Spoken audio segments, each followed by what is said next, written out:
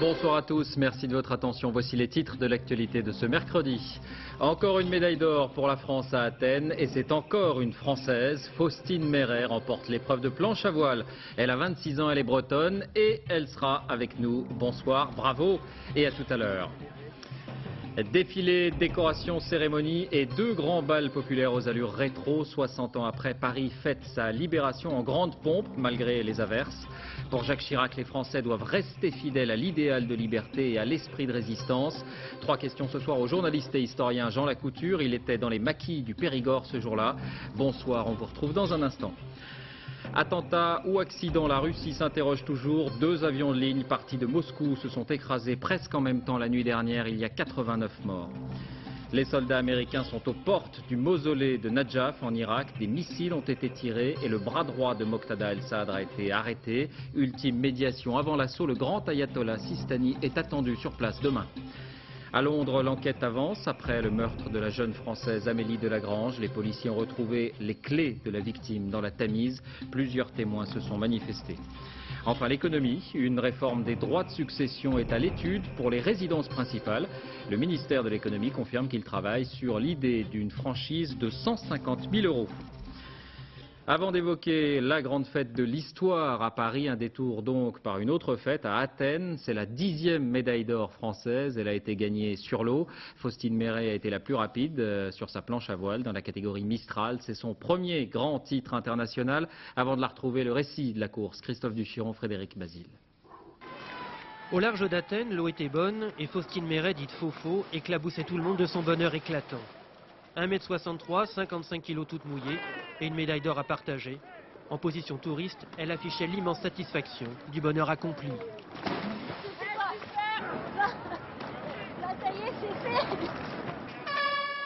Ça y est, c'est fait, mais ce fut long et difficile. Pour la 11e et dernière régate aujourd'hui, la mer montrait des reflets dorés, comme la médaille que convoitait Faustine. Elle comptait 2 points de retard sur l'italienne Sensini, reine de la discipline, en tête au classement général. Coûte que coûte, Faustine devait terminer avec 2 places d'avance au minimum sur Sensini. Autour des 3 bouées et des 40 minutes du parcours, Faustine a été épatante de lucidité et de volonté. Certes, la chinoise Injan coupe la ligne d'arrivée en premier, mais Faustine est 2e, Sensini 7e seulement. Faustine est championne olympique. À bout de bras. J'ai trouvé les ressources, mais c'est sûr, elles viennent pas que de moi. Elles viennent de tout le monde. Tous ceux qui m'ont encouragé. Merci. En fait, ça a été une accumulation du stress et de l'attente jusqu'au bout. Je crois qu'on ne pouvait pas s'attendre à pire à ce niveau-là. Et c'est vrai qu'à la fin, c'est un peu la libération, quoi. Depuis les Jeux de Barcelone en 1992 et la victoire de Franck David, la voile française n'avait plus remporté la moindre médaille olympique. Celle d'aujourd'hui est en or. Merci Faustine.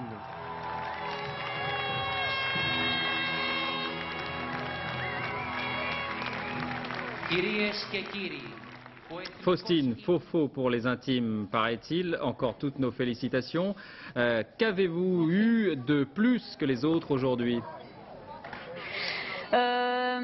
Je sais pas trop. En fait, j'ai essayé de rien changer au dernier jour, c'est-à-dire que j'ai voulu prendre la manche. En fait, j'avais un peu l'impression qu'on faisait une dernière manche d'un championnat du monde depuis 4-5 jours.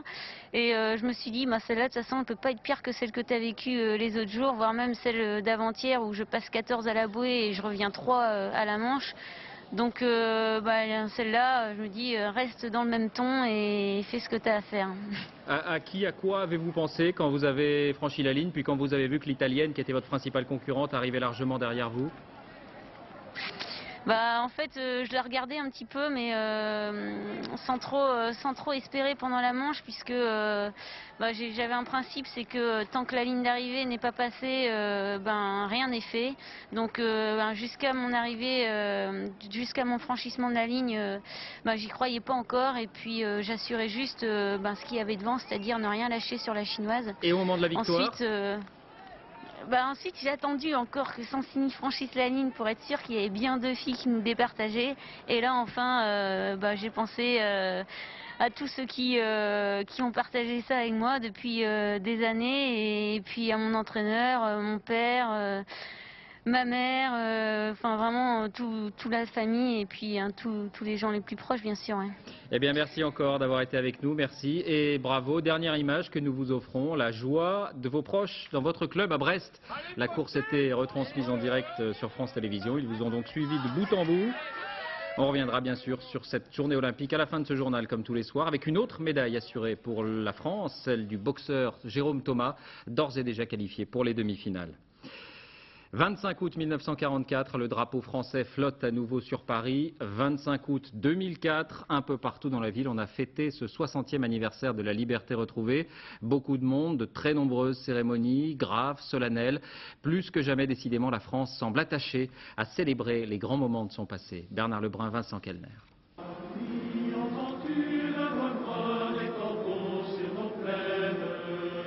D'abord, le plus fédérateur des chants, celui des partisans. L'hymne de la résistance en hommage à une minorité, celle de l'armée des ombres, et à la majorité du peuple de Paris qui pendant 6 jours d'insurrection tenta sur les barricades de recouvrer, seule, sa liberté. Forcément rassembleuse et républicaine, la cérémonie du 60e anniversaire s'est voulu un pont entre les générations, un passage de témoins à ceux qui demain perpétueront la mémoire de leurs aînés. Un soir, on a entendu toutes les cloches qui sonnaient et on a vu un grand drapeau à la mairie. Tout le monde riait et attendait les soldats français et américains. Moment consensuel où l'un des fondateurs de la CGT, membre du Parti communiste, chef de l'armée du Conseil national de la résistance, qui jamais ne fut fait compagnon de la libération, est décoré par le président de la République.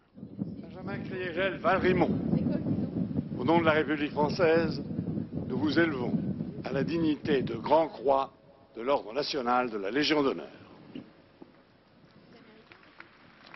Le chauffeur du général Leclerc, les courageuses ambulancières de Paris seront aussi honorés.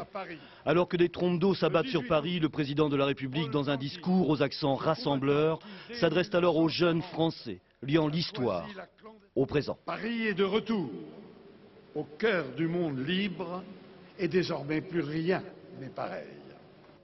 Je les appelle à la vigilance, à l'esprit de résistance, pour faire barrage au mépris, à cette haine de l'autre, toujours à l'œuvre. 60 ans jour pour jour, les Parisiens se souviendront que ce matin, leurs pompiers ont gravi les 1760 marches de la Tour Eiffel pour être les premiers à hisser au plus haut le drapeau tricolore, comme en 1944. Quant à ce midi, c'est toute la République qui s'est souvenue de ses libérateurs en honorant le petit drapeau à croix de Lorraine du serment de Couffras et de son auteur, Philippe-Marie de Hautecloque, dit général Leclerc, serment tenu en novembre 1944 et qui disait « Nous ne déposerons les armes que lorsque nos couleurs, nos belles couleurs, flotteront sur Paris et la cathédrale de Strasbourg ».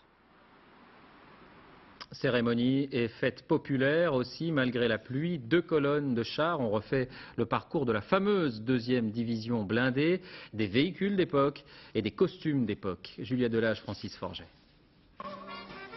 Des acteurs, des danseurs au milieu du public, presque un décor de cinéma. Pour fêter sa libération, Paris est dans tous ses états. Ma femme a 72 ans, je suppose qu'elle ne sera pas jalouse. Non, elle ne sera pas, vous inquiétez pas. Le temps se suspend pour un moment, les générations se mélangent. L'important, se souvenir et transmettre. Je ne pensais pas que autant de gens se rappelleraient de ce qui s'est passé. Et c'est des moments vraiment tout à fait émouvants. Je suis très heureuse de partager ce moment avec elle et de partager, oui, tous ses souvenirs et toute son émotion. Allez, oui. Voilà. Tout y est, comme il y a 60 ans. Mais pour les anciens tout de même, les temps ont bien changé. Les gens étaient bien dans les rues, forcément à regarder tout ça et à acclamer, à mettre des drapeaux aux fenêtres. Mais enfin, attention, il y avait encore des snipers, il y avait encore des Allemands qui tiraient dans la foule. Dans les rues envahies, des collectionneurs qui se seraient bien vus en libérateurs. C'est une grande émotion et une fierté de pouvoir repasser dans les traces de nos aînés qui ont pu faire ça à l'époque. Aujourd'hui à Paris, seul le temps semblait ne pas vouloir faire la fête. Qu'importe, une foule immense converge vers la Bastille, bien décidée à danser pour fêter son Paris libéré. Il y a donc 60 ans, tout juste, le général de Gaulle s'adressait aux Parisiens, place de l'Hôtel de Ville. Dans ses mémoires, il évoquera une houle humaine. Le récit de ces quelques heures où tout a basculé avec Nicolas Lemarinier. 25 août 1944 au matin. L'occupant allemand est encore là. Mais aujourd'hui, à son tour, Paris va connaître son jour le plus long. 9 heures, le groupement de Leclerc entre par le sud. Porte d'Orléans, le général reçoit les acclamations de la foule. Les Parisiens sont ivres de joie. Nous sommes arrivés donc avec une foule. Écoutez, c'est des moments exceptionnels d'une vie. Hein. Ils étaient très gênés par toutes les jeunes filles qui venaient les embrasser et qui retardaient leur marche. Mais ils avaient du rouge à lèvres partout d'ailleurs. Direction la gare Montparnasse où Leclerc veut installer son poste de commandement. Pour le groupe Mondiaux, l'objectif c'est la Tour Eiffel et juste à côté, l'école militaire, les Invalides et la Concorde tenue par l'ennemi. L'encerclement est en marche. Les combats sont rudes, 130 soldats de la 2e DB au total seront tués dans Paris. Les Allemands défendent solidement leur position, comme au Sénat, puisqu'il faudra attendre 2 heures pour que le colonel Crépin obtienne la reddition de la garnison allemande. La libération prend des allures de guérilla urbaine. Côte à côte, soldats de Leclerc et résistants parisiens. La colonne Langlade rejoint l'étoile à 14 heures. Les soldats allemands se rendent peu à peu. L'étau se resserre autour de l'état-major nazi en début d'après-midi. Vers 15 heures, le groupement Biot atteint son but, l'hôtel Meurice. Les soldats veulent un homme, von Choltitz, le commandant du Grosse Paris qui a failli détruire la ville. Vers 16 heures, von Choltitz est fait prisonnier. Il signe l'acte de capitulation à la préfecture de police, puis se rend à la gare Montparnasse, accompagné par Leclerc. Von Choltitz, livide, entre dans le PC du général. Il signe les ordres de reddition. À la sortie, Leclerc insiste pour que les photographes immortalisent l'événement. Puis les officiers allemands, accompagnés fermement par les soldats français, se répandent dans Paris pour faire cesser les combats. Il y a 1 heure, De Gaulle était à la porte d'Orléans après 4 ans d'exil. Vers 17 heures, il arrive à la gare Montparnasse. Visage fermé, il reproche à Leclerc d'avoir associé les résistants à la signature de la capitulation. Pour lui, c'est une atteinte à l'autorité de l'État que lui-même incarne. D'ailleurs, pour affirmer la continuité du pouvoir, De Gaulle se rend au ministère de la Guerre qu'il a quitté 4 ans plus tôt. Il y a là des minutes, nous le sentons tous, qui dépassent chacune de nos pauvres vies. Paris, Paris outragé, Paris brisé, Paris martyrisé, mais Paris libéré. À l'hôtel de ville, De Gaulle vient de prononcer un discours historique. Pour de nombreux Parisiens, une nuit de fête commence. Oui, voilà pour la grande histoire, et ceux qui l'ont vécue et qui peuvent encore la raconter sont évidemment encore très nombreux. Gaël Chauvin et Baya Bélanger ont rencontré Elisabeth Maurice. Elle avait 26 ans à l'époque. En août 1944, Elisabeth Maurice est une toute jeune mariée. Sur son visage, le sourire timide d'une jeune femme habituée à rester discrète sous l'occupation. La libération de Paris, elle la vit depuis son appartement près des Champs-Élysées. Elle est au terme d'une grossesse qu'elle a vécue dans l'angoisse. On suivait les émissions de Londres, on suivait tout ça, mais moi je n'ai jamais eu le courage d'être une héroïne, vous savez. Je ne tenais pas à me faire repérer, et alors en fait, on attendait que ça se passe. Quand la colonne Leclerc a stoppé devant l'hôtel de ville, toutes les cloches de la ville se sont mises à sonner en même temps. Oh, ça a éclaté, ça vous imaginez. Je vous dis, l'émotion, quand on a entendu toutes ces cloches, c'est indescriptible. C'est indescriptible, on respirait, si vous voulez. Un souffle de liberté qu'elle a savouré en regardant fuir ce qui restait de l'armée occupante. Ils étaient fourbus, ils étaient sales, ils étaient morts de fatigue. Ils avaient pris, pour se transporter, tout ce qu'ils avaient pu trouver comme matériel roulant, des bicyclettes, je vous dis, on a même vu une voiture d'enfant comme un clodo, on a vu une ambulance avec des oies dedans, on voyait une armée en déroute, quoi. 60 ans plus tard, Elisabeth s'est tenue loin des commémorations. Si elle aime regarder les photos de l'époque, elle aime encore plus feuilleter celles de ses petits-enfants. En direct du Sénat où est organisé un grand bal populaire, ce soir comme à la Bastille, on retrouve Jean Lacouture. Rebonsoir, vous êtes journaliste, historien, biographe du général de Gaulle, vous avez aussi travaillé avec le général Leclerc. Alors vous aviez 23 ans ce 25 août 44, vous vous trouviez dans le Périgord avec votre groupe des forces françaises de l'intérieur. Quel souvenir gardez-vous de ce jour-là? Vous savez, un souvenir à la fois d'une sorte de fureur de n'être pas au centre de l'action, bien entendu, mais enfin une grande joie, une grande émotion, très banale d'ailleurs, qui a été partagée par la quasi-totalité du peuple français de l'époque. Nous avons appris la libération de Paris au bistrot du village qui était, je crois, nous étions cantonnés alors, à cette époque, qui s'appelait Sarlande, je crois, dans le sud du Limousin ou le nord du Périgord.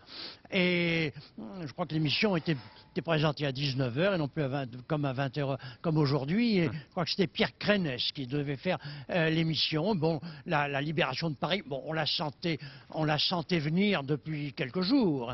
Mais enfin, le fait historique, le sceau était posé sur l'événement historique ce soir-là. C'était une joie profonde. Et vous dites, ça a été une journée miraculeuse. Pourquoi ?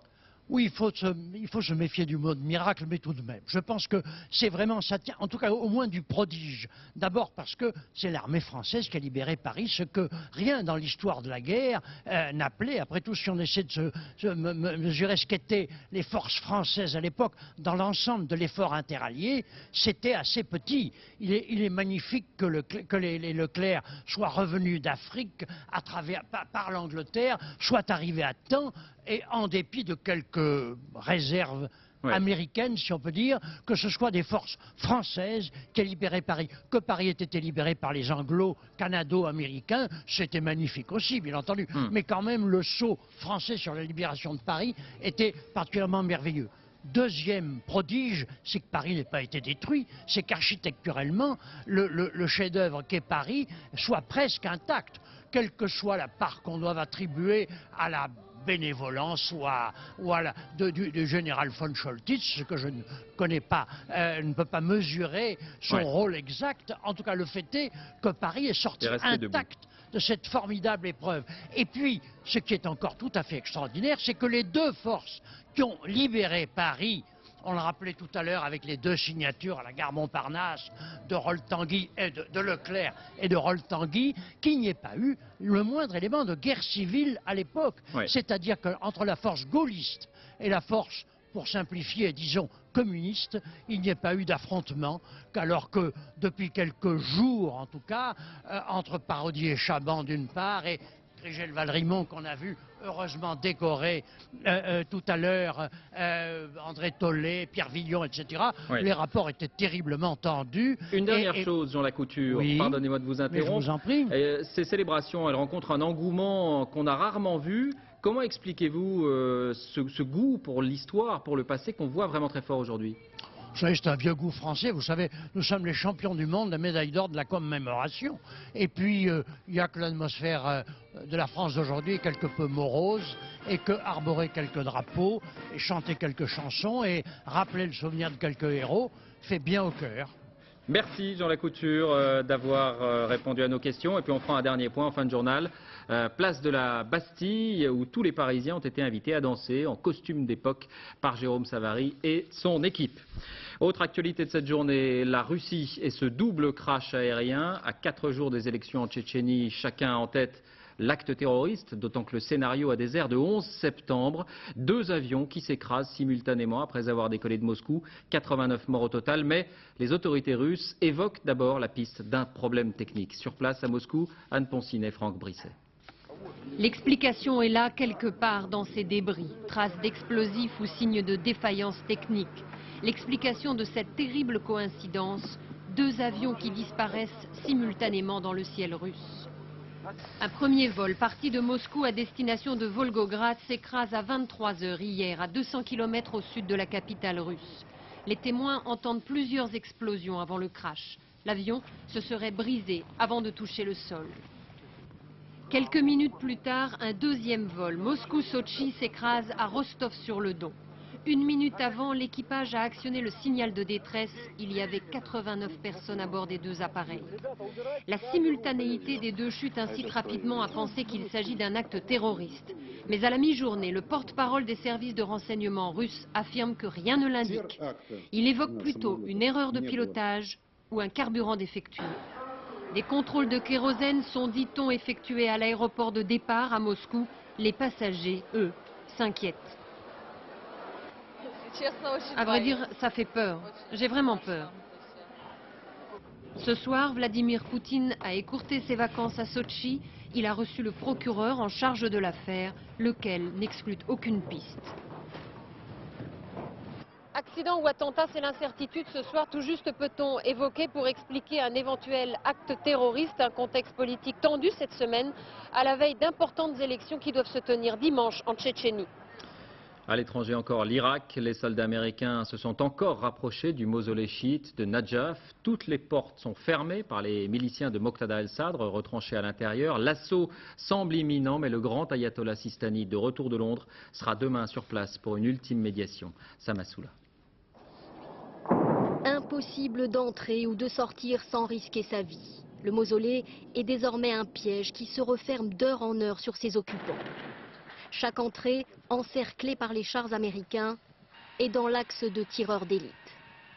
Dans l'enceinte de cet édifice sacré de 15 000 mètres carrés, 300 à 400 personnes, majoritairement des civils. Parmi eux, depuis plusieurs jours, notre correspondant Grégoire Degnaud, il nous décrit une situation quasi désespérée. La situation à l'intérieur du mausolée est assez difficile, surtout sur le plan sanitaire, parce que les gens qui sont dans le mausolée sont bloqués. Il y a quelques personnes qui force le blocus pour rentrer dans le mausolée pour apporter des blessés. Il y a eu une 50aine de blessés qui sont arrivés aujourd'hui à l'intérieur du mausolée, blessés par balle ou par éclat d'obus. Il y a des morts, puisque beaucoup de ces blessés meurent. Ils ne peuvent plus sortir pour enterrer ces morts. Et à l'extérieur, j'ai en fait suivi un jeune garçon qui sortait de la mosquée avec de la nourriture pour l'apporter aux combattants. Donc, dans les ruelles, on croise énormément de combattants. Les combattants de l'armée du Mehdi sont toujours là, même s'ils tirent de moins en moins sur les Américains. Parce que chaque fois qu'ils tirent, il y a une riposte quasi immédiate des Américains avec des hélicoptères Apache ou avec des avions qui tirent énormément de missiles en ce moment, qui font beaucoup de dégâts et qui font peur en plus à la population. De Bagdad, de Bassora, de tout l'Irak, ces milliers de chiites marchent sur Najaf.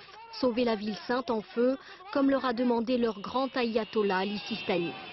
Le vieux religieux rentré ce matin de Londres après 3 semaines de soins méprise Moqtada Sadr. Au pied du mur, le jeune imam se dit aujourd'hui prêt à lui remettre les clés du mausolée. Toujours à propos de l'Irak, les premières conclusions de la commission d'enquête américaine mise en place après les exactions à la prison d'Abu Ghraib.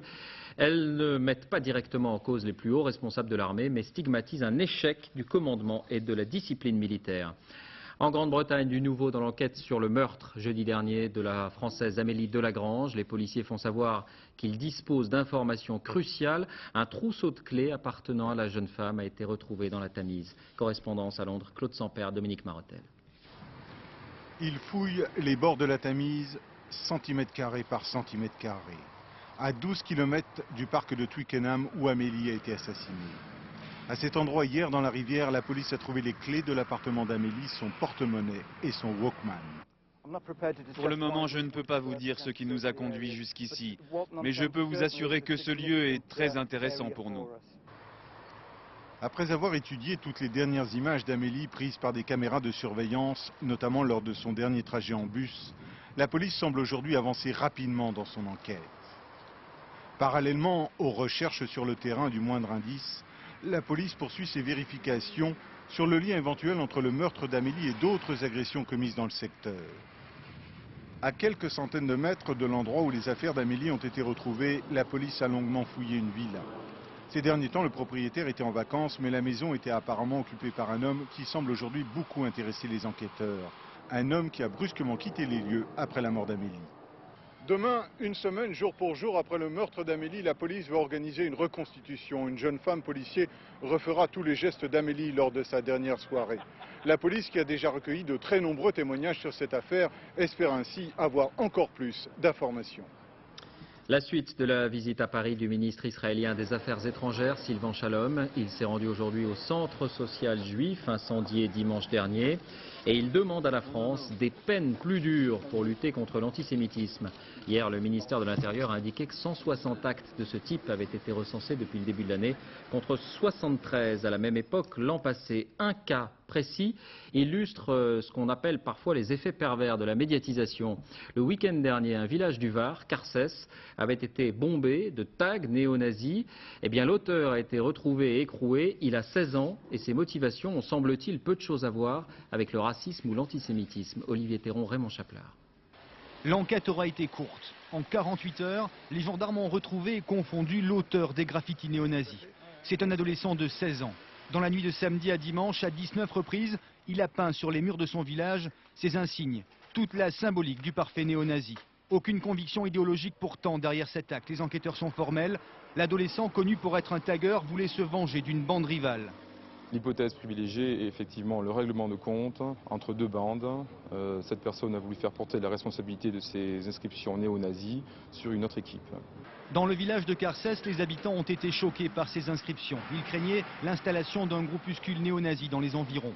Lorsqu'ils ont appris la réalité de l'histoire, cette utilisation de la symbolique nazie pour organiser une vengeance, leur crainte s'est atténuée mais pas leur colère. D'autant que l'adolescent est bien connu dans le village. C'est attirer l'attention, je pense que c'est ça, c'est attirer l'attention et choisir un sujet qui est actuellement médiatique. Je sais pas, je suis vraiment tellement surpris que c'est la seule explication que je veux trouver, quoi. Je ne vois pas d'idéologie là derrière. Pour ces graffitis, l'adolescent risque 3 ans de prison et 45 000 € d'amende, plus les dommages et intérêts et la remise en état des lieux. Ses parents sont civilement responsables. Il a été placé ce soir en détention. Il comparaîtra le 8 septembre prochain devant le tribunal pour enfants. En bref, l'affaire Battisti, je reste en France, indique l'ancien activiste d'extrême gauche dans une lettre rédigée il y a 6 jours et adressée à ses avocats. Elle a été rendue publique aujourd'hui. Hier, nous évoquions des informations contraires. Cesare Battisti, rappelons-le, ne s'est pas présenté à son contrôle judiciaire le week-end dernier. Économie, après avoir encouragé les donations, le ministre des Finances, Nicolas Sarkozy, envisage de modifier le régime des successions. Une franchise de droit sur les résidences principales est à l'étude sur une base de 150 000 €. Céline Crespi, Alexandre Decuit. Bientôt, avec son mari, elle va hériter. À la clé, un pavillon de 300 000 € en région parisienne, à partager entre 2 frères. 150 000 € reçus par votre mari dans cette maison, moins l'abattement de 46 000 €. Il va lui rester un peu plus de 100 000 € taxables. Autrement dit, Madame Vigneault et son époux paieront plus de 19 000 € de droits de succession, une somme qui les oblige à vendre la maison familiale. Au titre de cette maison. C'est trop. On pourrait penser que la transmission des biens de parents à enfants soit quand même, je dirais, allégée. On a l'impression, si vous voulez, moi personnellement, j'ai l'impression que c'est un petit racket, toute proportion gardée, c'est l'effet que ça me fait. Une fiscalité que le gouvernement souhaite réformer. Pour un bien allant jusqu'à 150 000 €, vite atteint vu le prix de l'immobilier, l'héritier ne paierait rien au fisc, cela uniquement pour une résidence principale. Pourquoi pas donner à la résidence principale un statut favorable, puisque même les personnes les plus modestes seraient ainsi aidées, si je puis dire, dans leur effort d'épargne, et d'une génération à l'autre. Un projet pour l'instant à l'étude qui pourrait figurer dans le budget 2005. Nicolas Sarkozy qui a livré en Conseil des ministres la dernière estimation de la croissance pour 2004, 2,5% contre 1,7% envisagé au début de l'année. L'économie française va mieux, dit-il. À gauche, François Hollande se dit favorable à l'adoption du traité constitutionnel de l'Europe. On sait que le sujet divise le PS. Un référendum interne sera organisé en décembre. Dans cette interview accordée au Nouvel Observateur, François Hollande indique aussi qu'il n'exclut pas d'être candidat à l'investiture pour la présidentielle de 2007. Encore une noyade au Sainte-Marie-de-la-Mer en Camargue. C'est la 3e en 2 semaines.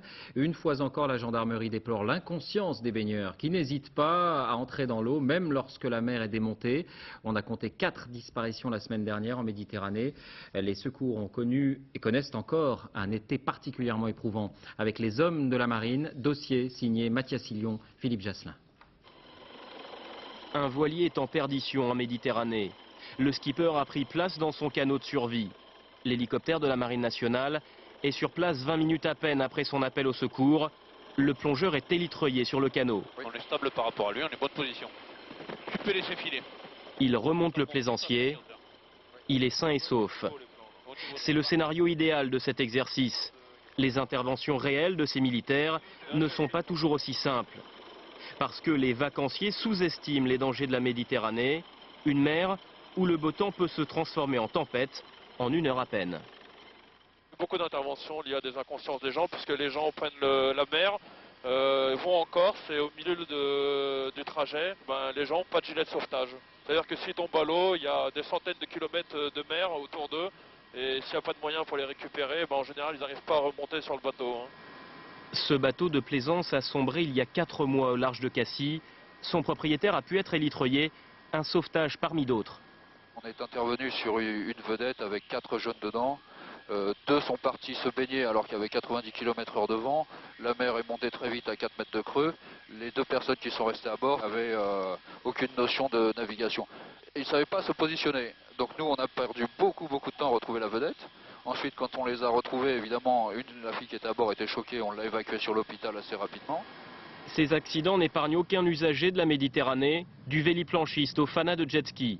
Les mecs qui sautent à 2-3 mètres, s'ils se récupèrent mal, c'est des clients pour nous, malheureusement. Qui sortent quand il y a du gros temps, parce qu'ils se font plaisir, ça saute vraiment haut. Mais on en a récupéré comme ça, avec des perforations internes. Pas franchement le temps de traîner quand on doit sauver des vies. Partez sur quoi là? L'action de plongée. En 12 minutes, l'équipage est prêt à décoller. Un médecin les attend aux urgences de Toulon. Il est à bord quand l'hélicoptère arrive à l'horizontale du support de plongée. Victime d'un accident de décompression, le blessé est élitreillé. Pour ne pas aggraver ses séquelles, l'appareil vole à très basse altitude. L'homme est placé sous oxygène avant d'être hospitalisé. Depuis le début de l'année, ces sauveteurs sont intervenus 70 fois en Méditerranée. Comme prévu et comme chaque soir, on revient maintenant sur la journée à Athènes. Beaucoup d'images fortes encore. Et on commence avec la boxe. La France est déjà assurée d'une médaille. Nicolas Jay. Pour Jérôme Thomas, ce sera au moins le bronze. Tout à l'heure, en quart de finale des moins de 51 kilos, le boxeur français a facilement dominé l'Ouzbek Doni Yorov. Vendredi, Jérôme Thomas affrontera l'Azéri Aslanov pour une place en finale. Choc sur la piste. Mickaël Bourguin chute en finale du Keirin et ce sont les derniers espoirs de médaille de l'équipe de France qui s'envolent.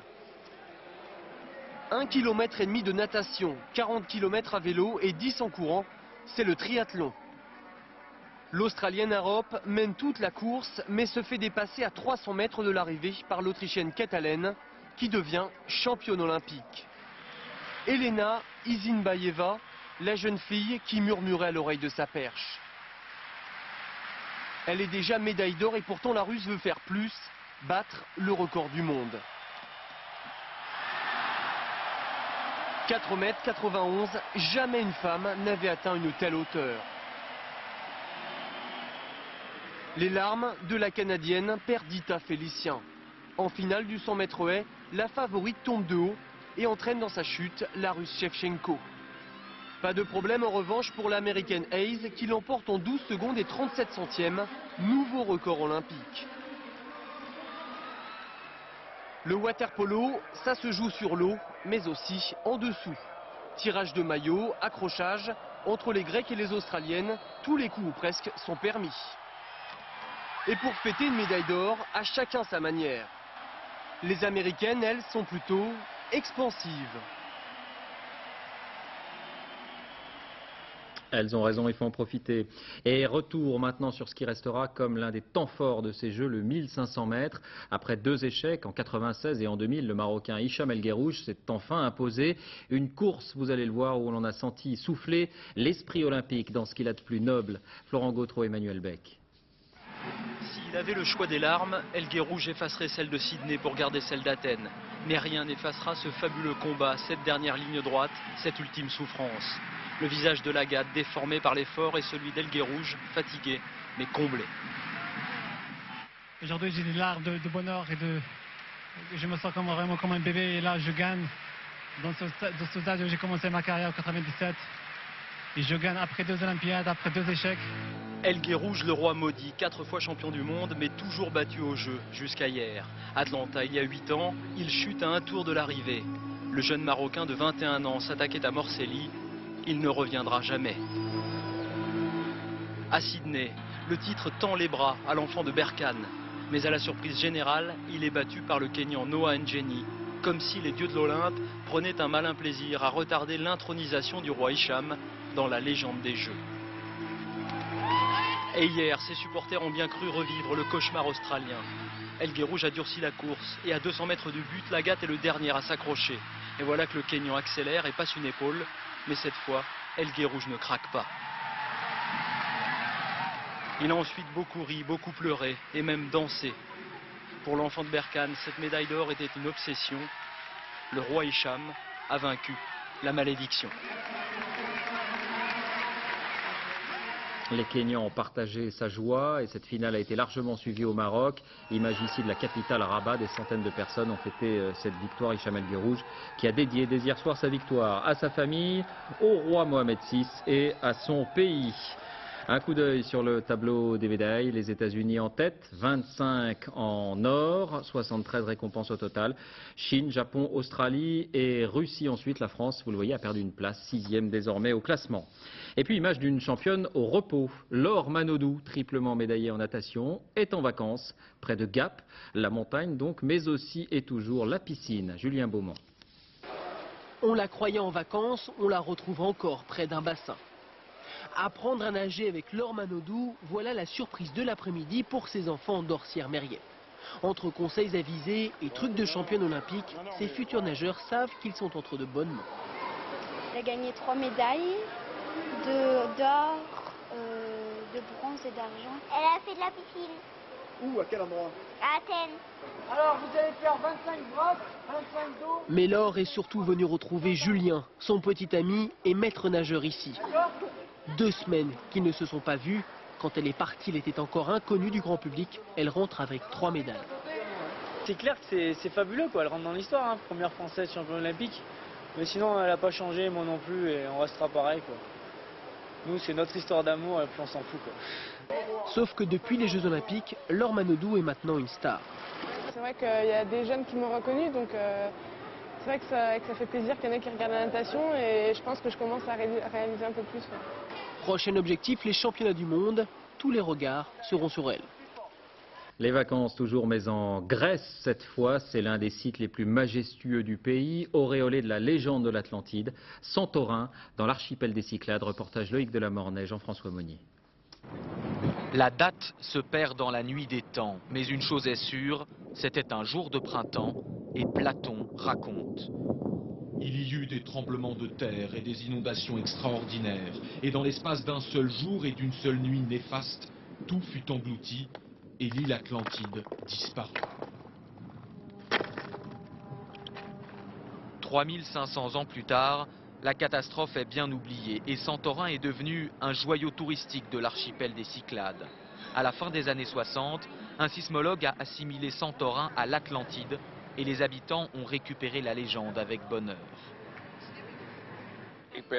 Oui, la plupart des gens ici croient que Santorin est l'île perdue de l'Atlantide. En tout cas, nous nous y croyons très fort. Pendant que les touristes admirent la vue, Antonios Konderatos va vivre ses couchers de soleil dans un terrain vague. Passionné par l'Atlantide, il veut nous montrer les ruines de cette maison datant de plusieurs millénaires. D'ici, on pouvait peut-être voir la plaine merveilleuse où paissaient des animaux exotiques, comme le décrit la légende. Les Égyptiens sont les premiers à avoir parlé d'une catastrophe de l'Atlantide 9000 ans auparavant. Mais on pense qu'en déchiffrant les hiéroglyphes, les Grecs se sont trompés d'un zéro. Il fallait lire 900 ans. Et là, ça colle avec la date de l'éruption de Santorin. Mais les archéologues ne sont pas là pour rêver. Pour eux, Santorin ne correspond pas du tout avec la description du continent perdu. Un pays très prospère, avec beaucoup de cultures, avec beaucoup de sources d'eau, des animaux sauvages, même des éléphants, il y avait sur l'Atlantide. Les mythes racontent une histoire d'une cité mythique. Le volcan de Santorin, encore actif aujourd'hui, a ravagé toute la région en 1500 avant Jésus-Christ. Or, la très brillante civilisation minoenne de Crète s'est éteinte à peu près à la même période. Alors Crète serait-elle la véritable Atlantide? Mais entre l'explosion destructrice de ce volcan et la fin de la civilisation minoenne, il subsiste un écart d'environ 200 ans qui chiffonne les scientifiques. Les dates ne concordent pas tout à fait, alors l'Atlantide restera un mythe. Et pour exciter l'imagination, c'est sans doute mieux ainsi. Deux images de sport encore. D'abord du football avec la qualification facile hier soir de Monaco pour la Ligue des Champions. Victoire 6-0 face aux Slovènes de Nova Gorica en match retour du tour préliminaire. À l'aller, les Monégasques s'étaient imposés 3-0 à l'extérieur. Le tirage au sort des poules aura lieu demain. Et puis Diego Maradona en pleurs à la télévision. L'ancien champion du monde a craqué hier soir, en exprimant son désir de retourner à Cuba pour finir sa cure de désintoxication. À 43 ans, il est obligé d'obtenir l'autorisation d'un juge pour quitter son pays suite à un différend avec sa famille. Avant de refermer ce journal, un dernier mot des commémorations du 60e anniversaire de la libération de Paris. Direction la place de la Bastille où Jérôme Savary avait appelé les Parisiens à venir danser en costume d'époque. Nous retrouvons Agnès Gardet. Agnès, y a-t-il des soquettes blanches, des pantalons courts, des robes à fleurs ? Eh bien, pas vraiment, malheureusement, car la pluie joue un peu les troubles faits et a visiblement dissuadé les Parisiens de se costumer. Jérôme Savary, le metteur en scène, le chef d'orchestre, entre guillemets, de cette grande journée de festivité, avait pourtant lancé le mot d'ordre. Videz vos greniers, fouillez dans vos placards, retrouvez les tenues de l'époque. Il faut que les Parisiens ce soir se disent, eh bien, c'est comme si on y était, comme si on était ce grand soir du 25 août 44 où Paris fut libéré. Alors, malheureusement, et c'est un peu dommage, parmi le public, ils sont assez rares, ceux qui ont osé retrouver ces tenues des années 40, que ça ne les empêche pas de s'amuser et de danser, car un grand bal populaire aura lieu tout à l'heure, à 22 h, un bal populaire où l'on dansera le swing, le boogie-woogie. Le public est déjà là, nombreux, et on recréera cette ambiance de liesse et de joie qui a prévalu il y a 60 ans lors de cette journée historique. On attend ici, en tout cas ce soir, pas moins de 50 000 personnes, ce soir ici, place de la Bastille. Merci Agnès. Et puis si vous n'habitez pas Paris, eh bien sachez que le spectacle sera retransmis sur France 2 en direct à partir de 00h30. Fin de cette édition, merci de l'avoir suivi. Tout de suite la météo, Patrice Drevet, 21 h, un nouvel épisode de la série américaine FBI, Portée disparue. Demain dès 6h30 Télématin et dans les 4 vérités, Roland Sicard recevra le porte-parole du PS, Julien Drey. On se quitte sur les images d'une grande bataille annuelle, la Tomatina en Espagne à Buñol, 130 tonnes de tomates bien mûres visiblement et 40 000 participants, un défoulement qui en vaut bien un autre. À demain.